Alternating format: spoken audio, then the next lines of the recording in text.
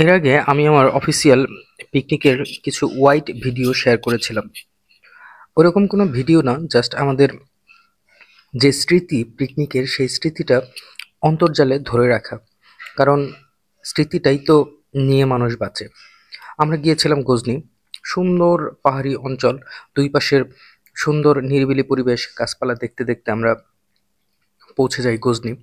গজনি যাওয়ার পরে আমাদের খাবার দাবারের আয়োজনটা ছিল বেশ ভালো, বেশ মানে মজাদার, এবং সবাই খুব তৃপ্তি করে খেয়েছি।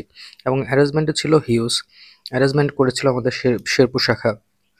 অল্প সময়ের মধ্যে আমরা যে এত আয়োজন করতে পারবো, এটা আমাদেরও কল্পনার বাইরে ছিল।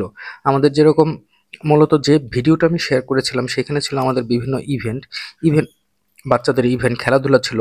এরপরে আমাদের কালচারাল প্রোগ্রামও ছিল। গজনিতে গজনির মূল সৌন্দর্যটা দেখা যায় ওয়াচ টাওয়ারে উঠে। ওয়াচ টাওয়ারে উঠে চারপাশের সবুজ প্রকৃতি যখন দেখি, তখন খুবই ভালো লাগে। মানে ওয়াচ টাওয়ারে উঠলে গজনির সম্পূর্ণ ভিউটা একবারে দেখা যায়। এই জিনিসটা আমার কাছে খুবই ভালো লেগেছে। আমরা যখন মধুপুর বনের দিকে যাই, মধুপুর বনেও ওয়াচ টাওয়ারে উঠলে মনে হয় একটা সবুজ কার্পেটের উপরে আমরা রয়েছি। ভিউটা দেখতেই পাচ্ছেন, খুব সুন্দর ভিউ। গাছপালা, পাহাড়, আবার মাঝখানে ধান ক্ষেতও আছে। সব মিলিয়ে দেখা যাচ্ছে যে পরিবেশটা বেশ সুন্দর। মূলত এই টপ ভিউয়ের জন্যই মানুষজন হচ্ছে ওয়াচ টাওয়ারে ওঠে। এরপরে বনের ভেতরে যে ঝরা পাতাগুলো, মরা পাতাগুলো পড়েছিল, এই দৃশ্যটাও আমার কাছে খুবই ভালো লেগেছে। পাতার উপর দিয়ে যখন হাঁটছিলাম, অদ্ভুত একটা শব্দ হচ্ছিল।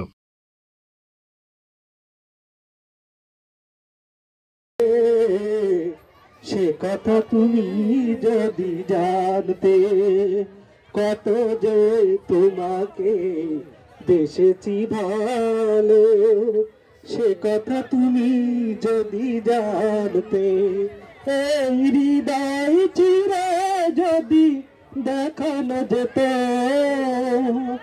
আমি যে তোমার তুমি মানতে। সে কথা তুমি যদি জানতে।